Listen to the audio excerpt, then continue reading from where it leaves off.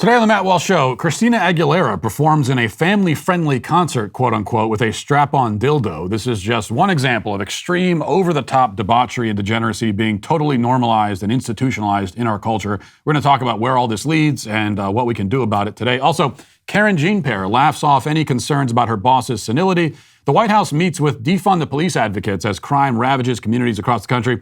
A Twitter thread goes viral detailing the horrifying realities of gender-affirming surgeries, quote-unquote.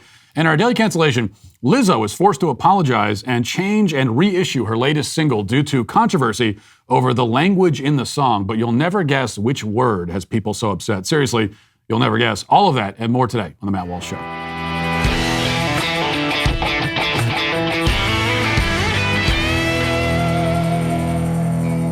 You know, the left is so aggressively declaring war on reality to the point that asking simple questions blows their mind.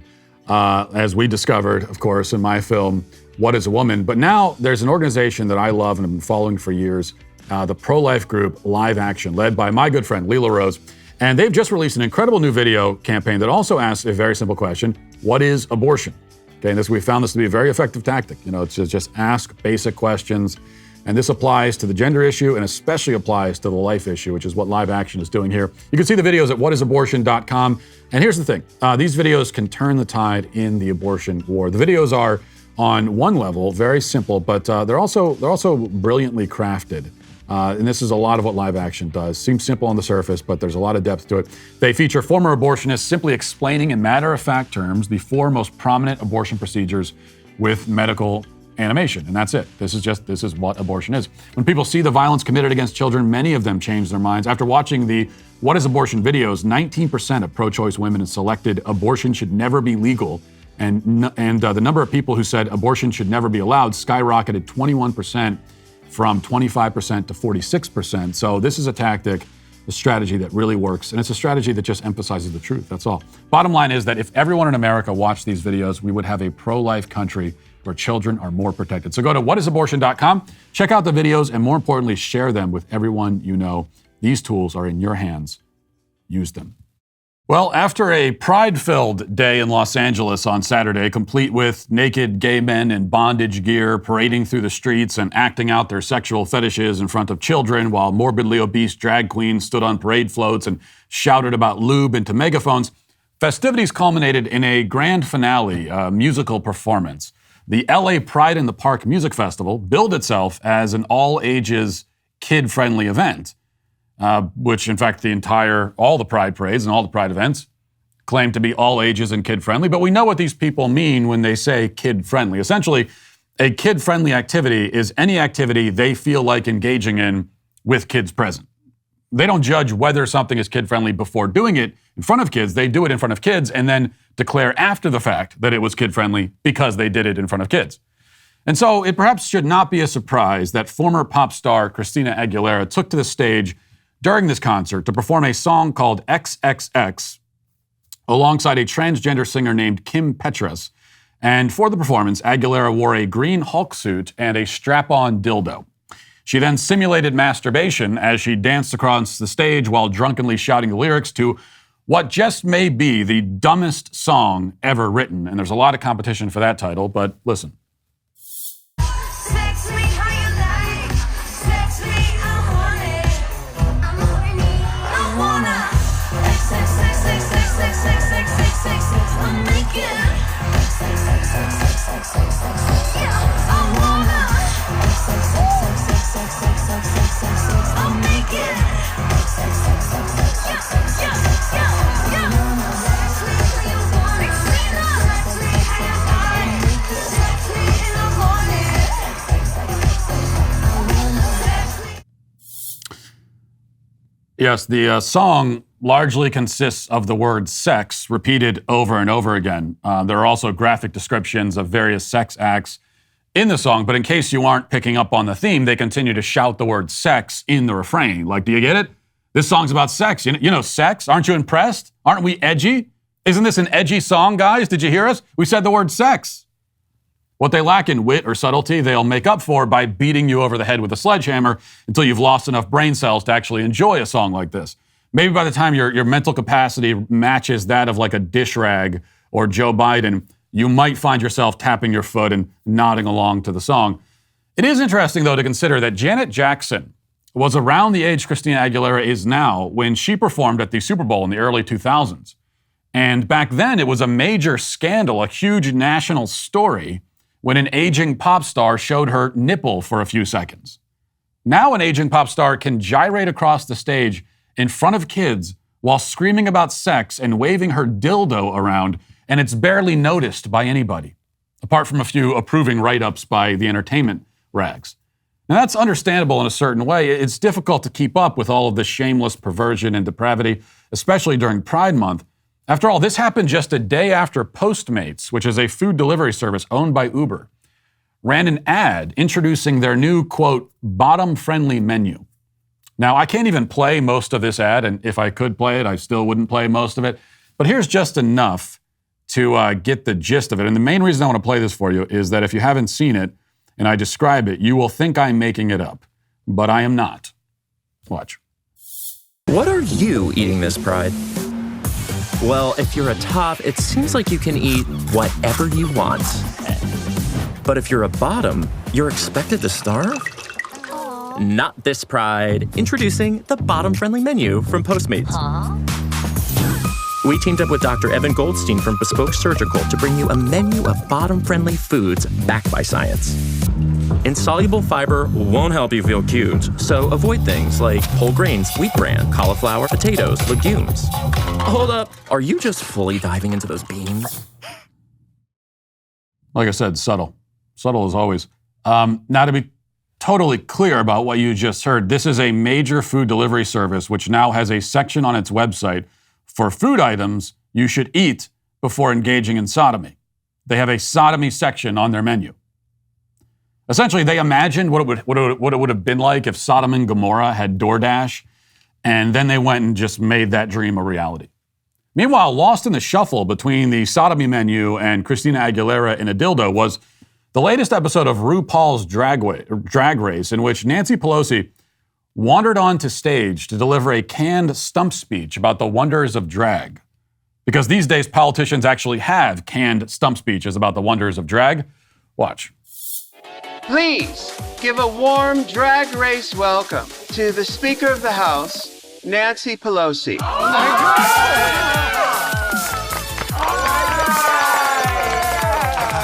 Welcome back. My honor to be here to say to all of you how proud we all are of you. Thank you for the joy and beauty you bring to the world. Aww. Your freedom of expression of yourselves in drag is what America is all about. Everybody on that stage, by the way, is completely wasted, including and especially Nancy Pelosi. Now, drag is what America is all about, says the Speaker of the House. The men who stormed the beaches of Normandy thought they were fighting for freedom, family, righteousness, truth. Turns out they were mostly fighting for drag. Many brave souls have died to protect the sacred right of men to cross-dress as characters from Nightmare Before Christmas, because that's always the preferred drag aesthetic for some reason. So what's going on here? What are we witnessing? I think there are two things that are related. One is that our culture has been coarsened to the point of non-existence. Now, cultures are supposed to be living, breathing, vibrant things. Cultures are rich with tradition and history. A culture preserves the heritage of your ancestors and leaves a legacy for future descendants. A culture is the summation of the art and history and traditions and accomplishments of a people. A people's culture is supposed to tell you what those people value, what they care about, who they are. That is not our culture, because we don't have one. Ours is an anti-culture. Our culture is the absence of culture. Our culture is a giant black hole from which no light can escape. The left isn't concerned with building anything, making anything, preserving anything, creating anything. Instead, they destroy. That's all they do. Even the music doesn't exist for its own sake. Our pop stars, they don't make music. They make anti-music. The music is a testament to what it isn't. That's the only point of the music, is what it isn't. We have pop stars shouting the word sex while running around the stage with dildos, not because this is the kind of music they want to make, but because it's the opposite of the kind of music they don't want to make or anyone to make. namely beautiful and meaningful music. Music that points to truth, to the eternal, to the transcendent, as all art is supposed to do. Not anti-art, though. And this is the case with everything in our anti-culture. Everything is broken down and replaced with nothing. Words are emptied of meaning, but not infused with any new meaning. Everything is nothing, and nothing is meant to mean anything. The other point is that we're now witnessing the institutionalization of debauchery. Institutionalized debauchery. When Uber is making ads promoting anal sex, and former Mickey Mouse Club pop stars are running around with dildos, and the Speaker of the House is appearing on stage with drag queens, it means that debauchery and perversion and depravity have been totally institutionalized.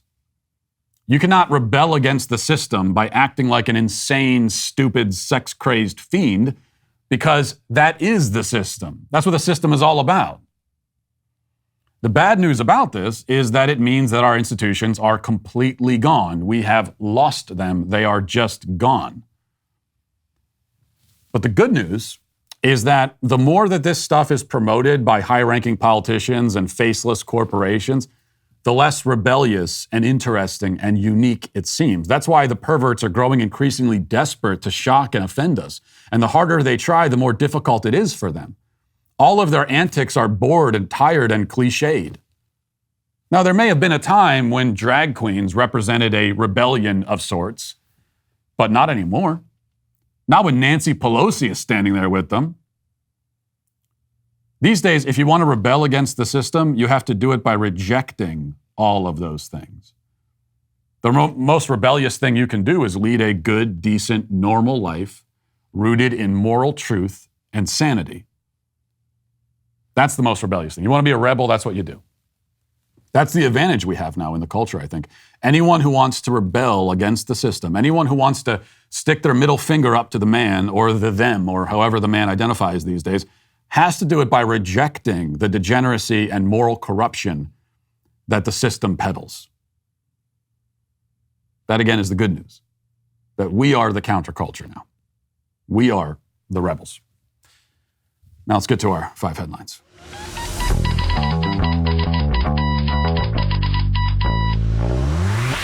You know what I hate most of all in the entire world? It's spending time at the auto parts store. You don't need to waste hours and cumulative years of your life at the auto parts store. Studies show that the average person will spend 17 years of their lives walking around auto parts store. That is a fact. And that's why you need rockauto.com instead. With the ever-increasing number of car makes and models, it is now impossible to stock all the parts you need in a traditional chain storefront. Why endure often pointless or seemingly intimidating questions about the specifications of your vehicle, only to have the counterman order the parts on his computer anyway? You don't have to deal with that. Don't deal with that damn counterman. Just go to rockauto.com, at home, in your pocket. Rockauto.com is a family business serving auto parts customers online for 20 years. Go to rockauto.com and shop for auto and body parts from hundreds of manufacturers. They have everything from engine control modules and brake parts to tail lamps, motor oil, even new carpet. Whether it's your classic or your daily driver, get everything you need in a few easy clicks delivered directly to your door. Cut the counterman out completely. The rockauto.com catalog is unique and remarkably easy to navigate. Quickly see all the parts available for your vehicle and choose the brand, specifications, and prices you prefer. Best of all, prices at rockauto.com are always reliably low and same for professionals and do-it-yourselfers. So go to rockauto.com right now, see all the parts available for your car or truck, and remember, as always, to write Walsh in their How Did You Hear About Us box so they know that I sent you. All right, last night was a lot of fun, by the way. We had our, I don't even know if I'm supposed to talk about this yet, but I am. We had our red carpet premiere of Terror on the Prairie. I know I'm not supposed to say much about the film Terror on the Prairie, but I think I can say that it was very good. I'll have more to say about it later after the premiere on Daily Wire tonight. But I have high expectations when it comes to Westerns. I'm a bit of a Western snob. I'm a harsh judge of Westerns, especially modern Westerns. And there are certain things they do in modern Westerns that really annoy me, so I'm always looking for those. I'm very sensitive to them. And none of that was there. It's a very good movie. My first time walking down any kind of red carpet, and I will say that it's not my favorite environment in the world, and I'm not very good at it. But I think everyone knew ahead of time that I wouldn't be. You know, because you walk down and you go to each person is like in the media, they have a question, and then you're supposed to have a little pithy response, and you have this little back and forth. It's like one little bit of small talk after another, which is not my forte. So I just walked down and I had one word. So Matt, what do you think about all this being on the red carpet? It's good. It's fine. Carpet's red. All right, thanks for stopping by. And that was the whole thing. And then we get to the end of the red carpet, and they actually said to me, we get all the way to the end, and there's this like, you got to stop for pictures the whole way through. It's just a nightmare. Okay, I'll be honest. Like that part of it it's my hell. Because my hell is a red carpet for all eternity. And we get to the end of it, and there's this moving camera, and they say that and my wife was with me, and they said this is your glamour shot. And so we need you to do something big and creative for the glamour shot. And I looked at them, and this is the one time in my life I've been tempted to say, do you know who I am? That was my one time I wanted to pull that line out. This is, for me, you want me to do something big and creative for a glamour shot. Not going to happen. So I just stood there, stone-faced, and then they did their glamour shot, and I walked away. But other than that, a lot more to say about the film when I'm allowed to say it. One other quick note also, not to have too many things we're promoting all at once, but we got a lot going on here at the Daily Wire. And also today is the release of my book, What is a Woman? Now, you've seen the film, What is a Woman? Or if you haven't seen it, then go to whatisawoman.com and subscribe and watch it. And the book is coming out today as well. You can go to Amazon. And definitely, I would ask you to buy it on Amazon. There are other places you can buy it also, but I would prefer you buy it on Amazon so we can get it all the way to the top again. And we know how the Amazon employees are we know how much they're going to love that. So why buy the book? Number one, it's not number one, but it is, you will be trolling Amazon and Amazon employees, and you're going to make them cry. So that is a benefit. But the real number one reason to buy it is that in the book, I had the opportunity to kind of go into more detail about some of the things that we have to touch on only briefly in the movie, 90-minute film. So you only have, there's only so much space to work with. And so the book covers a lot of the same basic story, but you're able to go into more detail, what's going on behind the scenes, go into more detail about the stories of a lot of these people that we talked to in the film. And so definitely go to Amazon and pick up that book, What is a Woman? All right. We'll start here. Karen Jean-Pierre was on CNN, and the media is finally asking this question. The cover is blown now, and everybody knows that Joe Biden's losing his mind. So Karen Jean-Pierre was asked on CNN whether Joe Biden has the mental cognizance required to run for president again, and here was her answer. Does the president have the stamina, physically and mentally, do you think, to continue on even after 2024? Don, you're asking me this question. Oh my gosh, he's the president of the United States. I can't even keep up with it. We just got back from New Mexico. We just got back from California. That is not a question that we should be even asking. Just look at the work that he does. Look how he's delivering for the American public. Look, that article that we're talking about is hearsay. It's salacious. That's not what we care about. We care about how are we going to deliver for the American people? How are we going to make their lives better? That's what the president talks about. That is his focus. And that's where we're going to continue to focus on. She is so bad at this. This is what you get. I'm not saying she's a diversity hire, but she is a diversity hire, and this is what you get when you hire someone. I mean, what is she? She's the first black female bisexual press secretary. So she's got that going for her, but the other problem is that she can't, speak. I mean, she can't really answer questions, and she somehow is unprepared and caught off guard by the questions that she should be the most prepared to answer. So when you're the press secretary for a president who is losing his mind in front of the world and everybody sees it, and he can't string together one sentence, can't do it. When that happens, then you should be prepared to answer questions about that. You should have an answer ready. And her answer is, he's the president. Well, we know he's the president. That's the problem. As if the very fact that he is the president means that he's prepared to be the president. Well, if he wasn't prepared to be the president, then how is he president? And the fact that he's president again is part of the point, because not only does it allow all of us to see his cognitive decline, and everybody can see it. You're not fooling anybody. Everyone can see it. But not only that, but we are also aware that being president only makes the problem worse. So the problem is exacerbated by the fact that, like, if you're losing your mind and you're retired and you're on a rocking chair on your front porch, then that's not a big problem for the country. But if you're in the Oval Office and you lose your mind, that is a big problem for the country. And also, just the fact of having that office is going to make the mental problem worse. So it's this self-perpetuating issue. Because there's a lot of, even with Joe Biden, going to bed at 6 p.m. every night and waking up at 9 or whatever he's doing, it's still, you're not going to get all the rest you should be getting when you're in this state. It's a high-pressure job. A lot's being asked of you. Even if you're not doing any of the things that are asked of you, still, you're being asked to do a lot of things. And, just look at, I made this point. Well, I've been making this point all along, as you know, as I've been hammering on this, this is one of my stump speeches about how we should not be electing anybody over the age of 75. There should be an age limit on it. That to me is incredibly obvious. But also, just look at every president in the modern era, except for Donald Trump. He's the one exception. Every other one, they get out of office after 8 years, or even after their first 4 years in office, and they look like they've aged 20 years.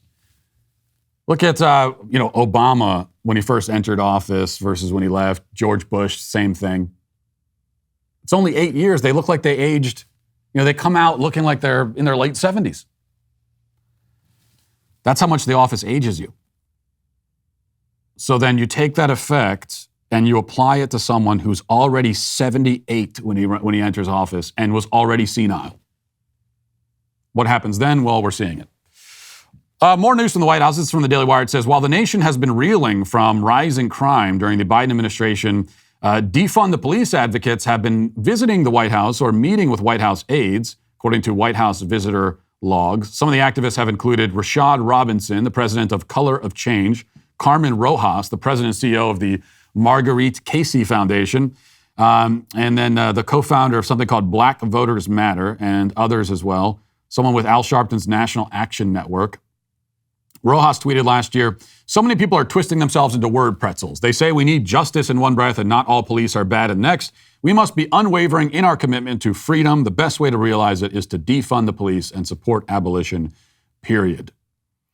So the White House and the Democrat Party, they have not completely, evicted the defund the police people. They have not exiled them out into the wilderness.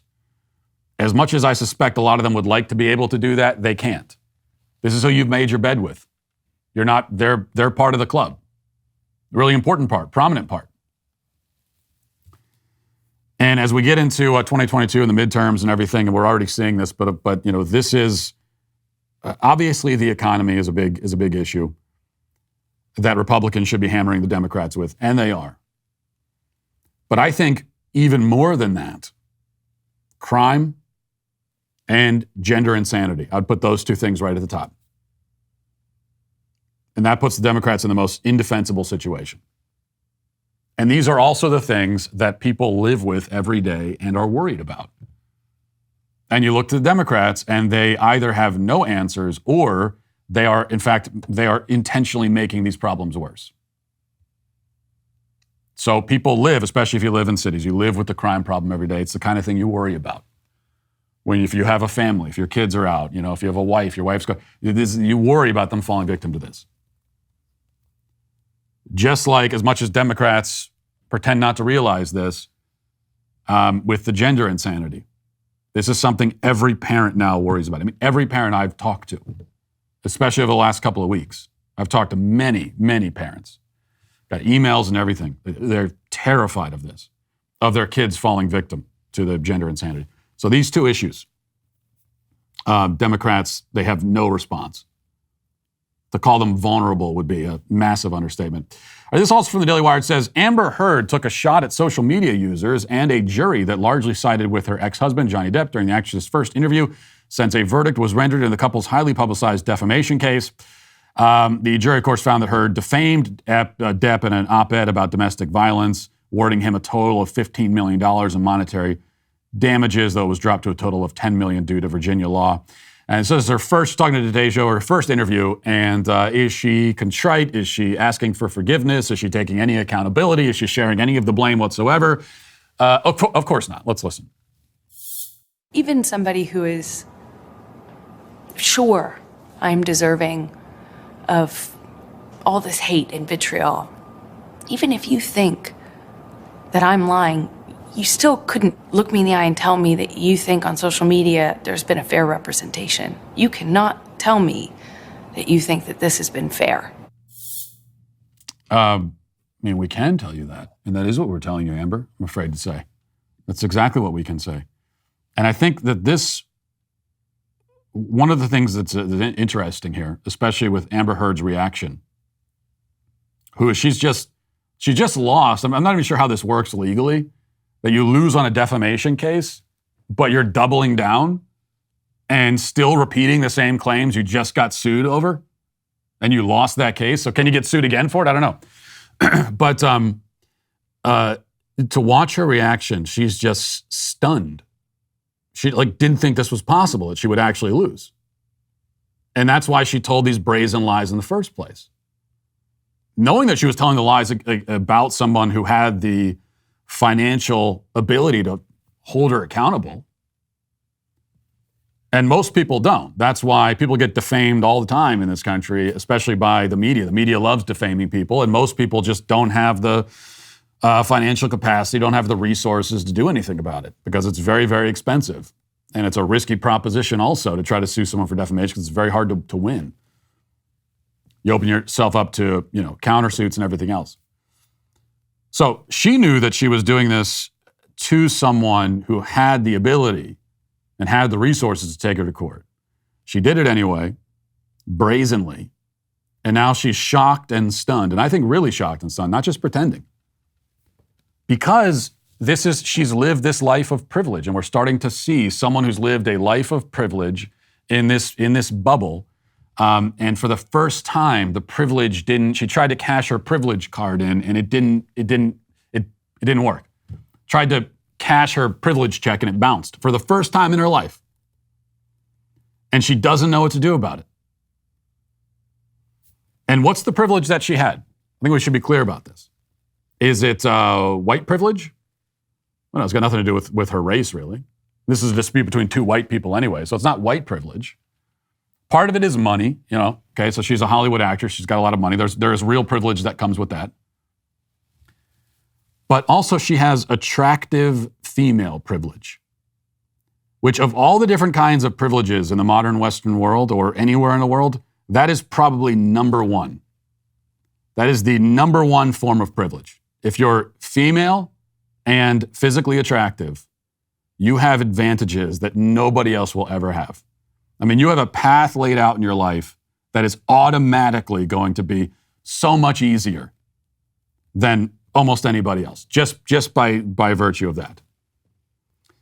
And then you take attractive female and you have money. I mean, this is the most comfortable and luxurious type of life on offer. Like this is on the menu of options for human existence. That's number one in terms of comfort, luxury, living a pain-free life. And so she's simply just never been held accountable. Nobody's ever called her on anything. This is their first time, and she doesn't know how to handle it. And that is very fun to watch. All right, moving to NBC News articles. As Washington Commanders, otherwise known as the Redskins, head coach Ron Rivera on Friday fined his defensive coordinator, Jack Del Rio, $100,000 for calling the January 6th attack on the U.S. Capitol a dust-up and referring to the racial justice protests of 2020 as a summer of riots, which, of course, is exactly what it was, and we all saw. In a statement attributed to Rivera and posted on the Commanders' Twitter page, the NFL head coach said he was disappointed in Del Rio's comments and said they hurt the community.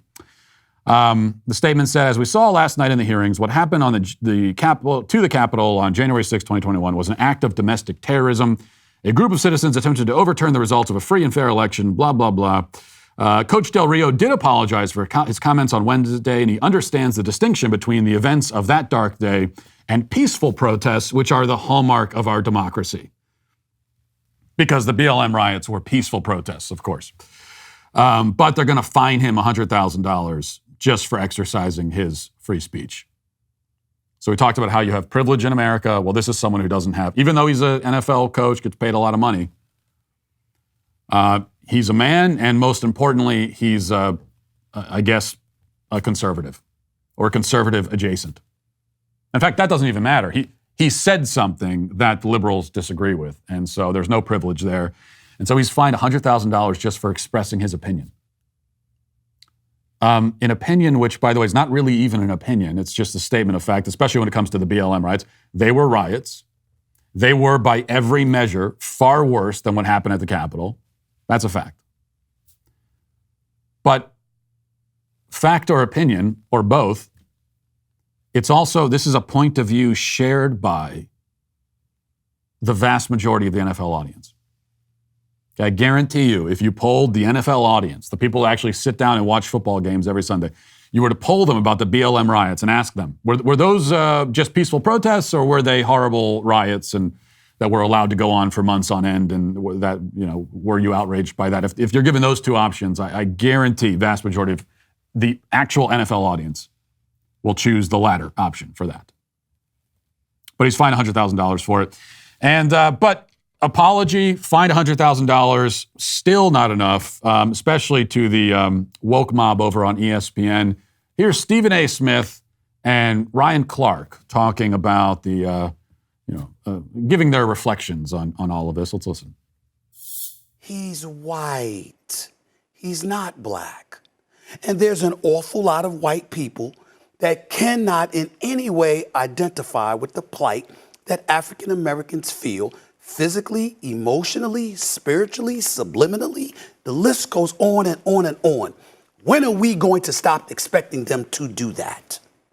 We have to get to a point where we look at a Jack Del Rio and what he said and actually be gratified that there was somebody that was willing to be open about their ignorance. Guess why? Jack Del Rio shouldn't be vilified. He shouldn't be somebody that's excoriated and nobody wants to talk to him again. You know what black people should be willing to do? They should be able to walk right up to Jack Del Rio. Hey, how you doing? Let's have a conversation about what you said. Let me use this as an opportunity to educate you. Because if we're ever going to have any hope towards making this world a better place, making somebody cower and hide and muzzle themselves and never feeling free to speak up only disguises what they're feeling, which harbors and harnesses their ignorance. Therefore, they walk around feeling ignorant, being oblivious to the kind of things that plague them and us and our society, and none of us get any better. But when he was willing to be open, I found nothing offensive. Turn this off, please. I can't listen to this guy. These people are so stupid. Sports comment, not all of them. I mean, well, it seems like all of them, but not all of them. On ESPN, like the vast majority, very, very stupid. And Stephen A. Smith, my theory with Stephen A. Smith is that his teleprompter is just a thesaurus, and they're cycling through random words, and he's just pulling words at random that sound like they're big words and make sense. And that's how he ends up saying, well, they can't relate to the plight of African Americans subliminally. What? What are you talking about? The subliminal plight of African Americans? And when they're unable to speak, it harnesses and harvests their ignorance. What are you saying? I mean, those are words, but they don't make sense when you put them together. You understand? Like you need to have words, and you have to have like other words in between those words that make it all work together. You can't just throw words out. But he says, Stephen A. Smith says that Jack Del Rio can't relate to the plight, the subliminal plight, whatever that is, of African Americans. Stephen A. Smith, by the way, his salary is $8 million a year. So this is a guy on TV every day. He makes a living just shouting into a camera, which nothing against that, obviously, and he gets paid $8 million a year to do it. And he's accusing other people of being out of touch, of not being able to. What's your plight, Stephen A. Smith? How difficult is your life? Really, when you go out in public, you're afraid that you're going to be persecuted by the police. Really, are you?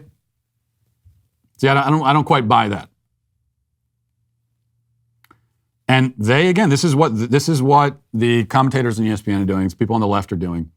They are saying that if you criticize riots that caused $2 billion in damages, and dozens of people injured and killed, riots from which many communities still have not recovered. Okay, small business owners having their businesses burned to the ground. People who work at just a CVS, a gas station, whatever, are forced to deal with this. They lose their jobs, or they've got mobs coming in stealing. There's kids at children's hospitals, cancer patients who are upstairs in fear, trembling in fear as the mob and the riots are, people are down in the streets just outside the building. So if you look at all that and you say, I'm opposed to that, I think that's bad, then you are anti-black. You are an anti-black racist. So what exactly are you trying to say? That to oppose violent riots is anti-black? What are you? I mean, this is way beyond bigotry of low expectations. There's just no expectations here at all. So that, once again, to me, seems like the actual racist, degrading viewpoint here. All right, I want to call your attention. It's important that I call your attention to this if you haven't seen it. There's a viral Twitter thread by a user who goes by Tulip R on Twitter. This is, according to his bio, a detransitioned adult male. And as we're talking about everything with my film and with now the book and all these issues, we know about the interview with Scott Nugent that people found to be, probably the most powerful part of the film. I also found it to be the most powerful part of the film. There are lots of stories like Scott Nugent's. And I think also the so-called gender affirmation surgery, which is a euphemism, used to be sex change, and even that was a euphemism, right? This is just mutilation and butchery. I think still a lot of people don't realize what goes into it. So I want to read some of this thread to you, and it gets pretty graphic, but it's important for us to understand this is what quote unquote doctors are doing. This is what's happening to kids and adults. So he says, I want to tell everyone what they took from us, what irreversible really means, and what that reality looks like for us. No one told me any of what I'm going to tell you now. He says, I have no sensation in my crotch region at all. You could stab me with a knife and I wouldn't know. The entire area is numb, like it's shell-shocked and unable to comprehend what happened even 4 years on. Some of these tweets have been removed, by the way, and Twitter has not given any explanation for that. So this is a long thread. A lot of it's still there, but Twitter has gone in and removed certain parts of this story. I'm not sure which parts have now been removed. He continues, no one told me that the base area of your penis is left. It can't be removed, meaning you're left with a literal stump inside that twitches. When you take testosterone and your libido returns, you wake up with morning wood without the tree. I wish this was a joke. And that's something that will never come back, and one reason why I got surgery. My sex drive died about 6 months on HRT, and at that time I was glad to be rid of it. But now 10 years later, I'm realizing what I'm missing out on and what I won't get back. Because even if I had a sex drive, my neo-vagina is so narrow and small, I wouldn't even be able to have sex if I wanted to. And when I do use a small dilator, I have random pockets of sensation that only seem to pick up pain rather than pleasure.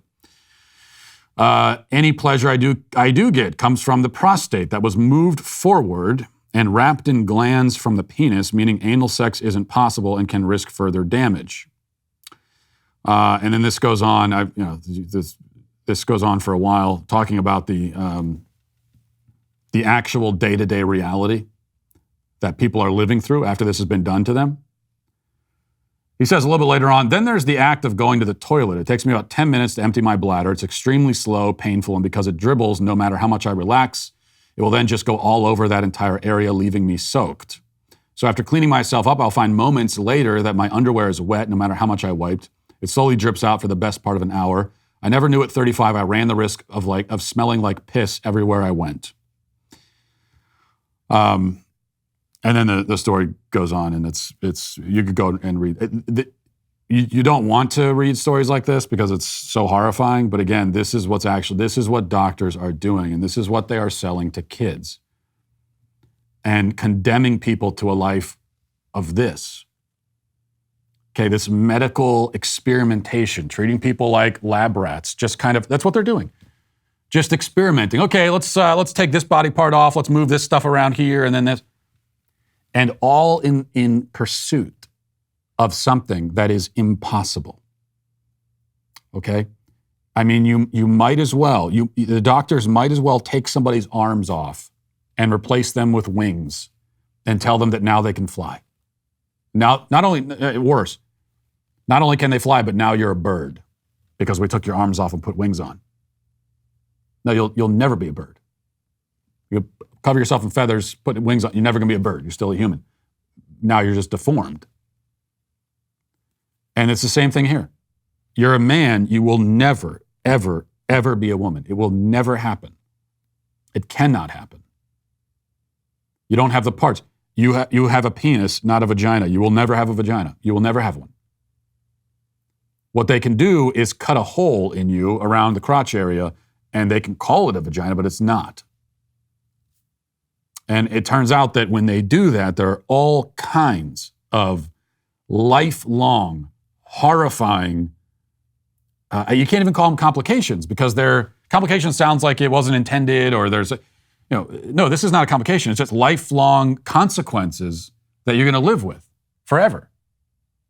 This kind of walking nightmare. And there's so many stories like this of people who detransitioned. So that brings me to a point that I've made, and I think is really important. That it is beyond infuriating to think that we do this to kids, right? And anyone who says that it should be okay to do anything like this to a child is just a monster. Anyone who would do anything like this to a child or who thinks that we should do anything like this to a child, if you support this, then there are two options. Either you are completely insane or one of the dumbest people to ever walk the earth, or you are an absolute moral monster, right? One of those two. And that's for kids. So any sane, reasonable person, we can all agree on that. But it's also horrifying and wrong when they do it to adults. It should not be legal to do this to anyone. I don't care if they're an adult or not. This person underwent this procedure in their, it sounds like as an adult, for 20s or 30s. But does that make it okay? Does that mean that they were in the right frame of mind? Could they really consent to this? Like the fact that they're magically, so they're over the age of 18, and so then there are no other concerns at all? Like it's not possible that there could be other mental problems going on, which means that they still can't really consent to something like this? The fact that if you want this done to you, that is proof already that you're not in the mental state required to consent to have this done to you. That is proof in and of itself that you have deep mental problems that need to be treated. It should not be legal to do this to anyone. And every time I bring that point up, even some conservatives will say, well, so what, you're saying, I mean, they're consenting adults. So shouldn't an adult be able to consent? Shouldn't people be able to do what they want with their own bodies? We're not talking about what adults do to their own bodies. We're talking about what doctors with medical licenses are doing to people's bodies. And no, I don't think that doctors should be able to just do anything to a person's body as long as that person is an adult and said they want it done. Does anyone think that? Is that really what anyone thinks? That a doctor should be able to do anything at all to a person's body as long as that person's an adult and they say, please do it to me? It should not be legal to do this to anybody. Okay, this is the way that this affects kids is a big part of the story. It's not the whole story. Just the whole this is one of the things we try to do in the film. We're going after the underlying premise here. It is all built on a lie. And if you're lying to a kid and saying, we can chop up your body and turn you into a different sex, that's horrible. If you're lying to an adult and telling them that, it's also horrible. I think we need to be very clear about that. Let's get to the comment section. Do you know their name? They're the Sweet Baby Gang.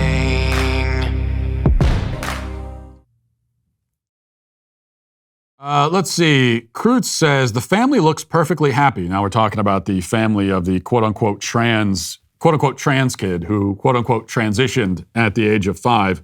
Kreutz says the family looks perfectly happy. Funny to see Matt spurge out at the sight of a successful transition that doesn't fit his narrative. Oh, right, yeah. They look, well, they're smiling on camera, so that means everything's fine. Is that what you think? What? They smile on camera. They must be perfectly happy. I mean, it's not like this is a known thing on social media where people can present themselves as happy and they're living a wonderful life, and then you get under the surface and it turns out that's not the case. No, you're right, Kreutz, that anyone who smiles on camera is happy. And certainly any child who sits with their parents and says, I'm happy, is happy. So you know what? If there's credible reports of child abuse going on inside a home, if the child comes out to CPS and stands with the parents and says, oh, I'm happy, everything's fine here, and smiles, then right, the CPS should just turn around. Well, he said he's happy, so he wouldn't lie. Is that what you think? You freaking moron. You actually think, so a toddler can transition their gender. That's your view. Successful transition of a toddler. You maniac. So this is a good example here of, like I said, either you are one of the dumbest people to ever live on earth or you're an absolute monster. I'll let you, and you can decide that for yourself. Friendly River Media says, the Fox segment is seriously like a parody based on the things Matt exposed in What is a Woman. I'm glad people are calling it out. Lots of people are calling it out, but I think even more need to, because Fox still has not, they've just tried to move on from this. There's not any apology or even a justification. Like, how about let's start with, explain to us, Fox, why you felt the need to air this segment. And to air it, worst of all, during the news portion of your programming, what's supposed to be a news broadcast, and you air it not even acknowledging. So you're talking about, quote, trans kids. You don't even acknowledge that there is any opposing view here. Like pretending that the criticisms, that it's just self-evident that we should transition 5-year-olds. That's what they did on Fox. Let's see, I lost my place here. Evan says, Matt, my one minor criticism of What is a Woman is that you didn't have time to cover these neurotic parents who need a trans kid because it's all about them. Mommy Munchausen, as you say here. This story is why I think it's so important. We tried. We tried to get some parents in the Munchausen community with the very young trans kids. We tried to get some of them to talk to us, and none of them would, because it turns out that they don't want to put themselves in a position of having to actually explain any of this. They'll do the puff pieces. Okay, so if you show up and you're just going to do a puff piece and tell them how brave and wonderful they are, they're more than happy for that, and they'll bring their kid out. They'll parade their kid around on camera. But if they think if they get a whiff of a hint that you might ask a real question, then they don't want to go anywhere near it. Because these parents, they know what they're doing. But we did try, not for lack of trying. Morgan says, Matt, it's not just that we're not allowed guns in Canada for self-defense. We cannot have anything.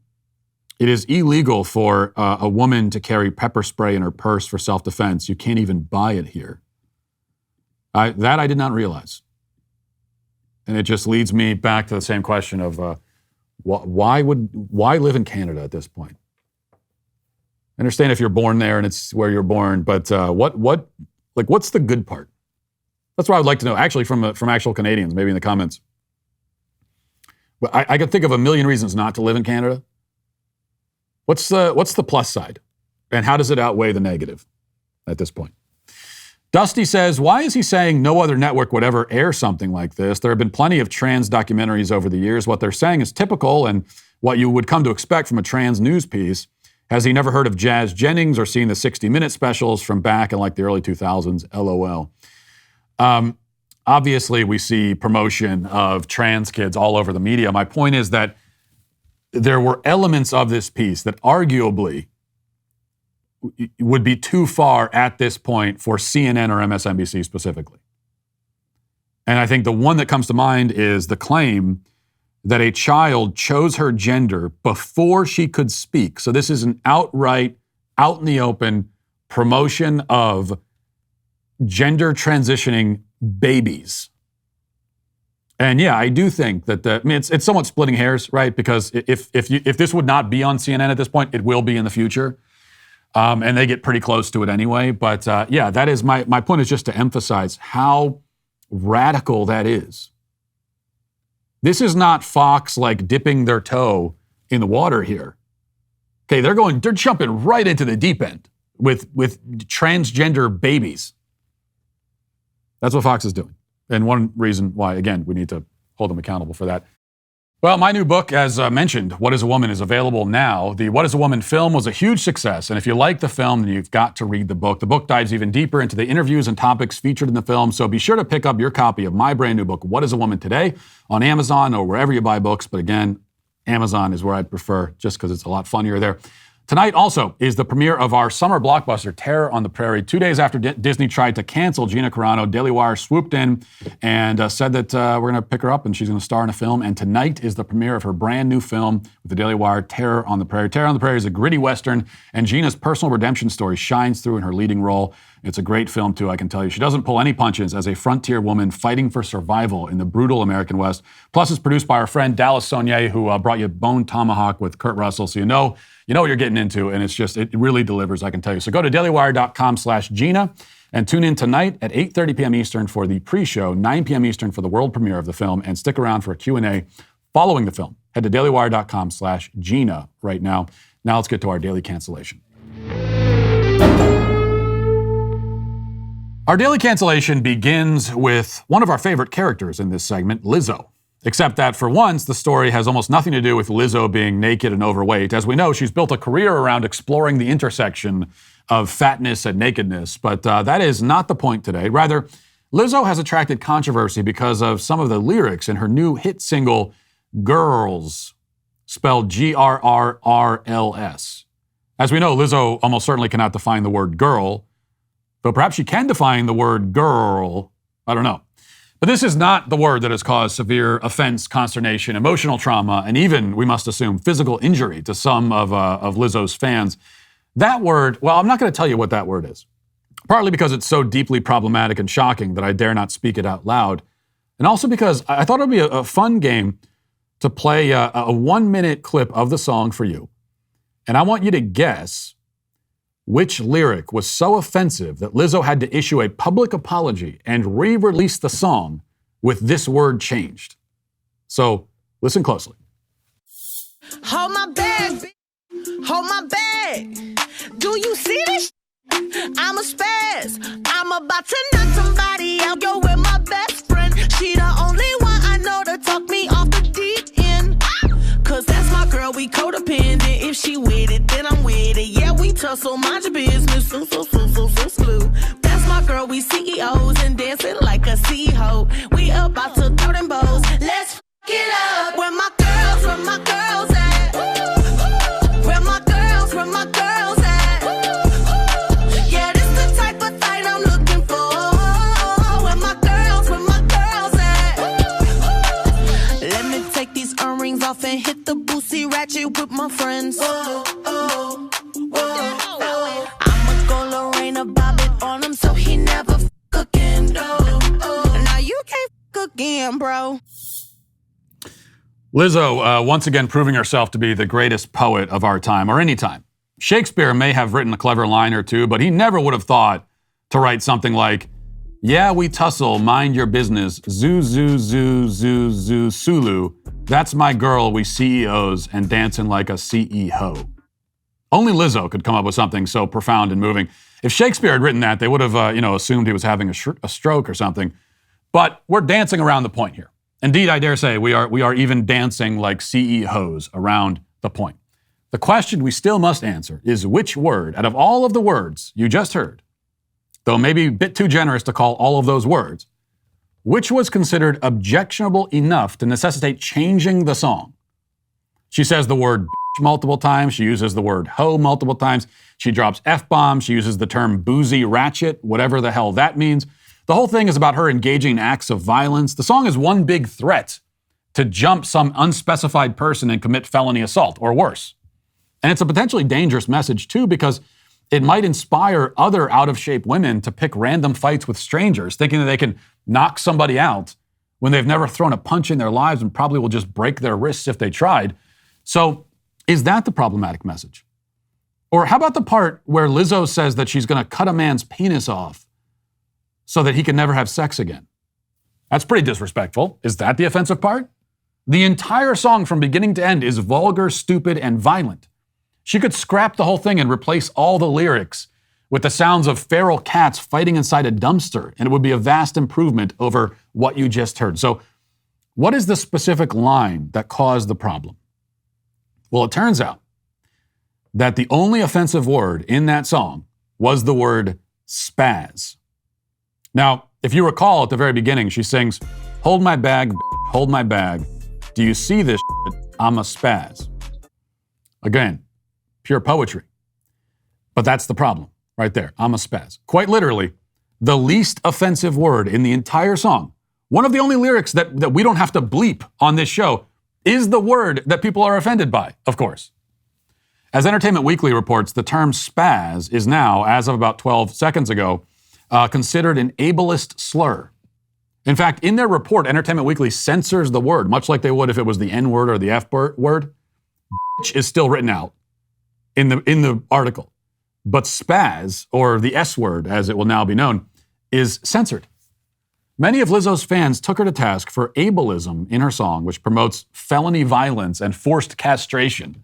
But the real problem is the ableism.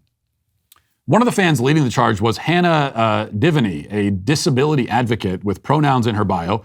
And she tweeted a couple of days ago, she said, "Hey Lizzo, my disability, cerebral palsy, is literally classified as spastic diplegia, where spasticity refers to unending painful tightness in my legs. Your new song makes me pretty angry and sad. Spaz doesn't mean freaked out or crazy. It's an ableist slur. It's 2022. Do better." Yes, it's 2022. You should know better than to use harmless slang while threatening to cut a man's penis off and beat strangers senseless for no reason. Please stick to communicating your violent fantasies with vulgarities and profanity. Please stick with that. Hannah is a woman of principle, and that's what she demands. And she got her way pretty quickly. Yesterday, Lizzo reissued the song with the S-word replaced, and she made a public apology. She posted a Twitter quote, "It's been brought to my attention that there's a harmful word in my new song, Girls. Let me make one thing clear. I never want to promote derogatory language. As a fat black woman in America, I've had many hurtful words used against me, so I overstand the power words can have." I overstand the power words can have, whether intentionally or, in my case, unintentionally. I'm proud to say that there's a new version of Girls with a lyric changed. This is the result of me listening and taking action. As an influential artist, I'm dedicated to being part of the change I have been wanting and waiting to see in the world. Only Lizzo could manage to call herself influential, say that she's proud of herself, and brag about her wisdom and insight, all in the context of an apology. Truly, the woman has turned virtue signaling into an art form. She hasn't quite figured out how to make her music into an art form, but she's basically the Beethoven of virtue signaling. At any rate, yes, be the change you want to see in the world. And Lizzo apparently wants a world that is confused, overly sensitive, and has its priorities exactly backwards and upside down. And there's no doubt that she's certainly helping in her own small way to create precisely that kind of world. Actually, I need to correct myself, because I think we make a mistake when we say that this sort of thing is an example of people being sensitive, okay? And I say that all the time, but it's not exactly true, because traditionally, a sensitive person is somebody who is empathetic, kind, deeply aware of other people's feelings and needs. They're affected by and will respond to social cues, facial expressions, and so on. A sensitive person is caring and compassionate. It's good to be sensitive in that way. And I say that as someone who is pretty far to the other end of the spectrum, for better or worse. But I'm married to that sort of sensitive person, and I can say for sure that the world would be a better place if there were many more people like her in the world, like my wife. That's why if this was simply a case of people being sensitive about the song, they might listen to it and object to the whole thing, observing that it's vulgar and obscene and contributes to the coarsening of our culture. That would be a sensitive and certainly not at all unreasonable or baseless reaction to the song and to almost everything else pop culture produces. But that's not what's happening here. The people who we often call sensitive are not sensitive at all. Far from sensitive, they're numb and dumb. They're more like robots, filtering everything through their leftist programming and deciding based on those algorithms to pretend to be offended by all of the wrong things. This is how we end up in a culture overrun by a bunch of inverted prudes, Puritans who have been turned inside out and flipped upside down. They have an endless appetite for debauchery, vulgarity, stupidity, obscenity, but they recoil in horror and start firing off angry letters because of some random, totally benign word or phrase that happens to step on the intersectional tripwire and set off the PC alarms. They celebrate Christina Aguilera dancing around in front of children with a strap-on dildo, but if she had her hair braided, like in dreadlocks or something, then they would demand a public apology for cultural appropriation and hairstyle colonialism. This is the kind of sensitivity we're talking about. And it's not sensitivity at all, but insanity. I think that's what we should really be saying. And that is why, not just Lizzo, but everybody involved in this story is today canceled.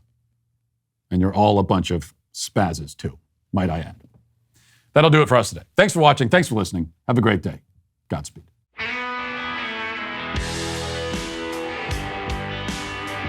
The Matt Walsh Show is produced by Sean Hampton, executive producer Jeremy Boring. Our supervising producer is Mathis Glover, production manager Pavel Vodowski. Our associate producer is McKenna Waters. The show is edited by Robbie Dantzler. Our audio is mixed by Mike Coromina, and hair and makeup is done by Cherokee Hart. The Matt Walsh Show is a Daily Wire production, copyright Daily Wire 2022. Today on The Ben Shapiro Show, the stock market officially hits bear market territory as the Fed desperately seeks to tamp down inflation. The January 6th committee keeps rehashing the stuff we already knew, and Pride Month continues with perverse displays in front of small children. That's today on The Ben Shapiro Show. Give it a listen.